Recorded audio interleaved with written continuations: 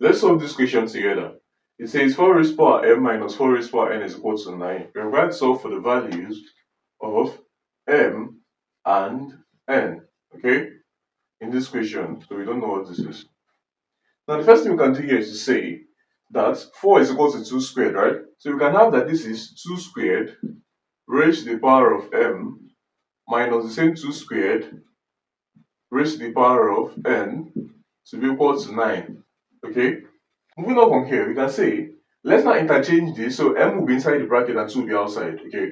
And why is this possible? It's possible because when I have something like a raised to power m or raised to power of n, this is just an example, it's equal to a raised to power m multiplied by n according to the law of indices. So when I multiply, multiplication is commutative. You can put n here and put m here to give you the same answer. So we can do the same thing here. So we're having that this is 2 raised to power m all squared minus 2 raised to power n all squared is equal to 9. Okay. Now we can now say let 2 raised to power m be equal to a and 2 raised to power n equal to, but let's use y and z. So we have that this is y and this is z. Okay. So we'll have that replacing 2 raised to power n with y here and replacing 2 raised to power n with z here, we have y raised to power 2 minus z raised to power 2 is equal to 9. Okay. Now, moving on from here, we can say that this is difference of two squares. Okay. If this is difference of two squares, we have that this will be y plus z multiplied by y minus z. Okay. Will now be equal to what y squared minus z squared is. It's equal to 9. Okay. Now, the product of two things is equal to 9. Meaning that we're multiplying two numbers to get 9. Now, what are the two numbers we need to multiply to get 9? You can multiply 3 times 3. Okay. And you can multiply what? We can multiply 9 times 1. Okay. If y and z are numbers greater than 0, okay, if the number is greater than 0, it means, and they are whole numbers, it means that y plus z is greater, okay? Y plus z is greater than y minus z. Okay, what does that mean for us? That means if you look at these multiples, you have 3 times 3. That means this cannot be possible. Okay, we rule out this. Okay, and then say that y plus z is 9 and y minus z is 1. Okay, now let's solve this. Alright, now moving on from here, we can say that these are the two equations we have. Okay, adding up these two equations, we have, let's call this equation 1 for example, and call this equation 2.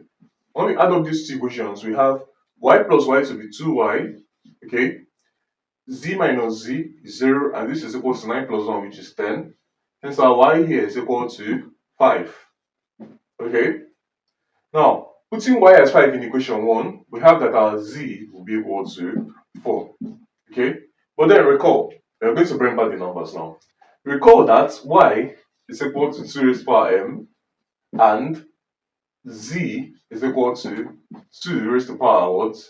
N. Okay, now putting y to be 5 here, we have that 5 is equal to 2 raised to power m.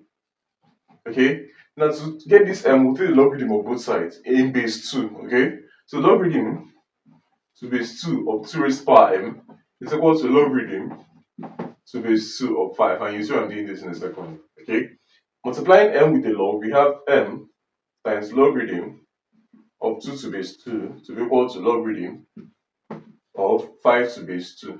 Okay, this is 5, sorry. Now, logarithm of a number to its own base is 1. 1 times m will give us m is now equal to logarithm of 5 to base 2.